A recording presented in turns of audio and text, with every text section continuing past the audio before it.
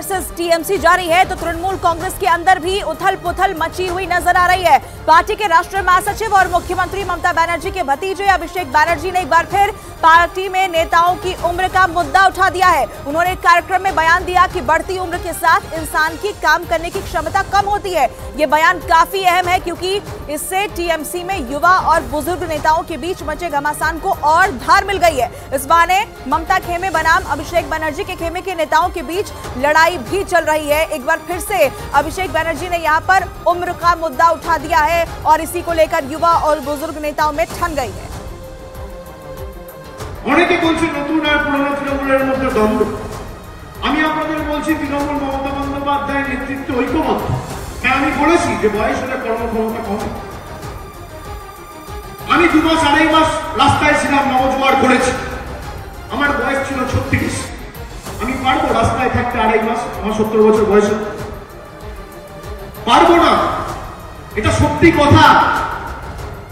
এটা আপনাকে মানতে হবে। আরে এটা তো ধ্রুব সত্য, এটা অস্বীকার করার কি আছে? তার মানে এই না যে অভিষেক বন্দ্যোপাধ্যায় বলেছে আমি আর দলের কোনো কাজ করব না। মমতা বন্দ্যোপাধ্যায় নিজে দল চালাচ্ছে, তার কর্মী সহকর্মী পুরানো সাথীরা তার পাশে রয়েছে, নতুন যারা এসছে তারাও পাশে রয়েছে। এতে অন্তর্দ্বন্দ্ব, এতে দ্বিমত, গৃহদাহ, এসবের জায়গা থেকে আসছে। এই কথাটা এত বাজার গরম করার মতো কি আছে?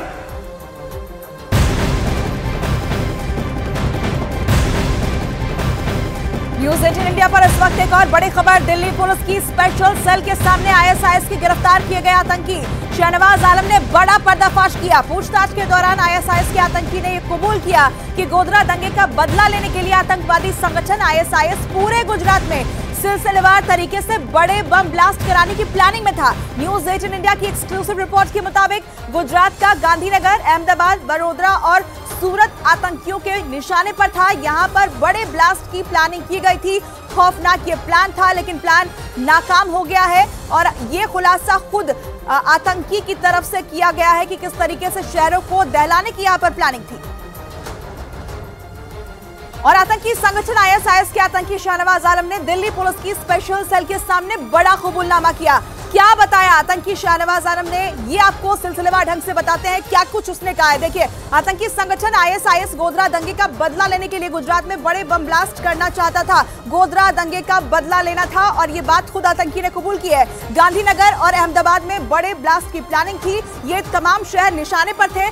सिलसिलेवार तरीके से बम ब्लास्ट की प्लानिंग यहाँ पर रची गई थी, साजिश रची गई थी कि अलग अलग शहरों को किस तरीके से दहलाया जाए और इसके लिए सिलसिलेवार तरीके से बम धमाकों की योजना भी बनाई गई थी। ये तमाम खुलासे जो हैं खुद आतंकी की तरफ से किए गए हैं। पूछताछ में उसने ये बड़ा कबूलनामा किया है कि गोधरा दंगे का बदला लेने के लिए इन तमाम शहरों को दहलाने की योजना थी, सिलसिलेवार तरीके से ब्लास्ट की योजना थी, लेकिन फिलहाल ये जो भी प्लानिंग थी वो नाकाम हो गई है। खुलासा खुद आतंकी ने किया।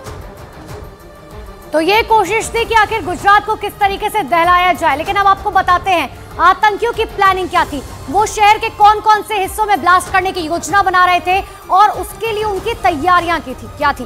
देखिए, आतंकी संगठन आईएसआईएस के निशाने पर गुजरात की राजधानी गांधीनगर में स्थित आरएसएस कार्यालय, वीएचपी कार्यालय, गुजरात हाई कोर्ट, जिला अदालत, सेशन कोर्ट और भारतीय जनता पार्टी का कार्यालय था।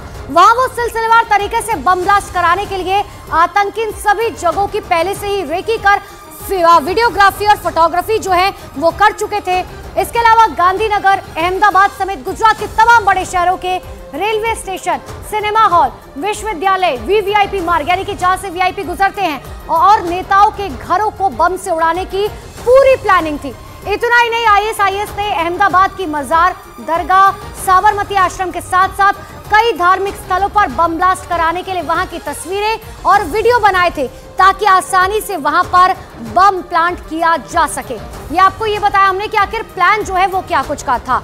और अब आपको ये भी बताते हैं कि दिल्ली पुलिस की स्पेशल सेल के सामने बड़े धमाकों का पर्दाफाश करने वाला आखिर ये आतंकवादी है कौन, जिसकी लगातार चर्चा की जा रही है। और न्यूज़ 18 इंडिया के हमारे सहयोगी आनंद तिवारी इसी खबर पर और ज्यादा जानकारी के साथ हमारे साथ जुड़ रहे हैं। सीधे उनका रुख कर लेते हैं। आनंद, बड़ा खुलासा खुद आईएसआईएस के आतंकी ने किया है। पूछताछ में कबूल किया है किस तरीके से शहरों को दहलाने की प्लानिंग थी और क्या कुछ जानकारी साझा की गई है। देखिए, हाल ही में दिल्ली पुलिस की स्पेशल सेल ने शहनवाज आलम और उसके 2 साथियों को गिरफ्तार किया था, जो सीधे तौर पर आईएसआईएस से जुड़े हुए थे, काफी पढ़े लिखे थे और इन्होंने पुणे में भी कई आपराधिक वारदातों को अंजाम दिया। जब कबूलनामा सामने आया शहनवाज का, तो कई सिलसिलेवार तरीके से बड़े खुलासे हुए कि किस तरह से गोधरा का बदला लेने के लिए पूरे गुजरात में सिलसिलेवार तरीके से सीरियल बम ब्लास्ट कराने का प्लान था। बाकायदा ट्रेन से अहमदाबाद पहुंचा जाता है, सूरत पहुंचा जाता है, गांधीनगर पहुंचा जाता है और वहां पे बाकायदा रेलवे स्टेशन, वहां के जो बड़े वीआईपी मार्ग हैं, बड़े वीवीआईपी के घर हैं, इसके अलावा विश्वविद्यालय हैं, गुजरात का हाईकोर्ट है, आरएसएस का दफ्तर है, इसके अलावा विश्व हिंदू परिषद का दफ्तर है और भाजपा मुख्यालय है। यहाँ की बाकायदा आतंकवादी रेकी करते हैं, बाकायदा वीडियोग्राफ और फोटोग्राफ बनाते हैं और उसके बाद जब वो वापस मुंबई से पुणे, जो उनका बेस सेंटर था आईएसआईएस का, वहां पर पीडीएफ फाइल तैयार करा के अबू सुलेमान नाम का जो इनका हैंडलर था, जो सीरिया और पाकिस्तान में बताया जाता है, उससे भेजा जाता था। तो बड़ी खबर यहाँ जानकारी सामने आई है। आनंद ये बता रहे हैं कि किस तरीके से तमाम जो महत्वपूर्ण जगहें थी उनकी रेकी की गई थी और उसके बाद उन्हें दहलाने की प्लानिंग थी। इस तरीके से ये पूरा नेक्सस चल रहा था और इसका खुलासा खुद आतंकी की तरफ से किया गया था। आनंद, कौन कौन से वो इलाके थे जहां पर बम ब्लास्ट की प्लानिंग थी? इसके लिए क्या बाहर कहीं और से भी मदद दी जा रही थी? कोई इंटरनल भी था जो मदद कर रहा था? क्या इस तरह की कोई जानकारी मिली है क्या?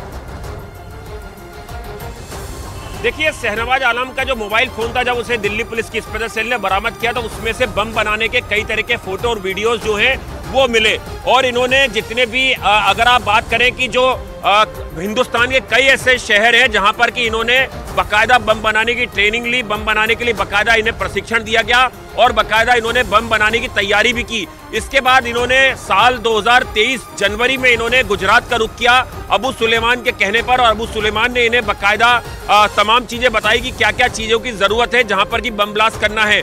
यही वजह था कि जो कबूलनामा उसमें बाकायदा इस बात का जिक्र किया गया है कि प्रधानमंत्री का गृह राज्य है गुजरात, इसलिए वहां पर बड़े बम धमाके करके तबाही मचाने का प्लान था। इसलिए उन्होंने वहां के रेलवे स्टेशन की बात की जाए या यहूदियों के सेंटर की बात की जाए या धार्मिक स्थलों की बात की जाए जिसमें 7 से 8 बड़े मंदिर थे, इसके अलावा मस्जिद और जो मज़ारें थी वो भी आतंकवादियों के निशाने पे। इसके अलावा आरएसएस का दफ्तर था, विश्व हिंदू परिषद का दफ्तर था, इसके अलावा भाजपा मुख्यालय था, कई जो जिला कोर्ट थी वो उनकी रेकी बाकायदा शहनवाज आलम और उसके जो 2 साथी थे जिन्हें पुणे पुलिस ने गिरफ्तार किया था, उन लोगों ने बाकायदा जाके रेकी की और उसके बाद बाकायदा पीडीएफ फाइल जो है वो वापस मुंबई पुणे आके उन्होंने अबू सुलेमान को भेजी। स्कूटी जो है इन्होंने किराए पे ली। इस कबूलनामे में इस बात का भी जिक्र किया गया है कि सूरत और गांधीनगर में जहां भी इन्होंने कमरा किराए पे लिया था, इन्होंने बाकायदा स्कूटी किराए पे ली और स्कूटी से ही इन्होंने कई जो महत्वपूर्ण प्रतिष्ठान है उनकी रेकी की गई और वहां के वीडियो फोटो जो हैं वो अपने मोबाइल में कैद किया और उन्हें जो है वो सीरिया और पाकिस्तान भेजा।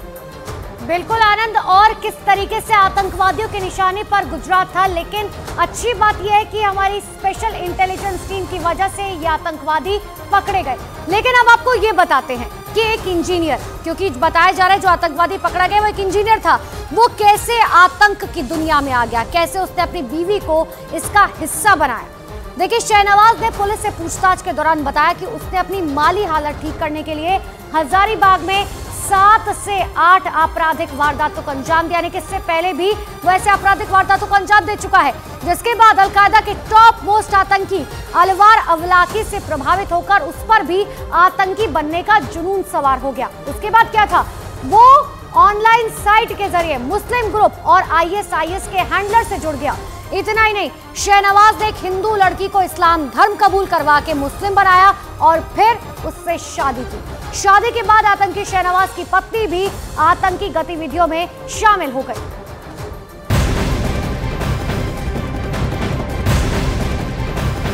इस वक्त एक बड़ी खबर आपको बता दें, लोकसभा चुनाव की तैयारी पर आज प्रधानमंत्री नरेंद्र मोदी गुजरात में एक अहम बैठक करेंगे। गांधीनगर में गुजरात के सीएम और बीजेपी प्रदेश अध्यक्ष इस बैठक में शामिल होंगे। इस बैठक में पीएम मोदी लोकसभा चुनाव की तैयारियों पर चर्चा करेंगे और आम चुनाव की तैयारियों की समीक्षा भी की जाएगी। लोकसभा चुनाव की तैयारियों को लेकर मंथन होगा और बैठक में प्रधानमंत्री खुद मौजूद होंगे, गुजरात के सीएम होंगे, बीजेपी प्रदेश के अध्यक्ष होंगे और आम चुनाव की तैयारियों की भी समीक्षा यहां पर की जाएगी। काफी अहम ये मीटिंग कही जा रही है क्योंकि लोकसभा के चुनाव में कुछ ही महीने का वक्त बाकी रह गया है और ऐसे में तैयारियों को लेकर आज मंथन किया जाएगा।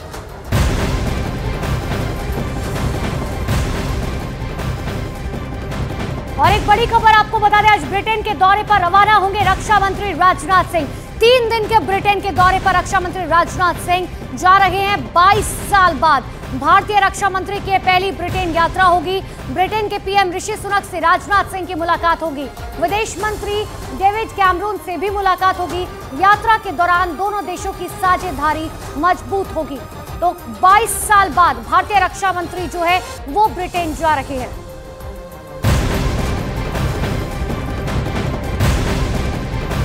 इस वक्त एक और अहम खबर मिल रही है। प्रधानमंत्री नरेंद्र मोदी आज दोपहर 12:30 बजे वीडियो कॉन्फ्रेंसिंग के जरिए विकसित भारत संकल्प यात्रा के लाभार्थियों से बातचीत करेंगे।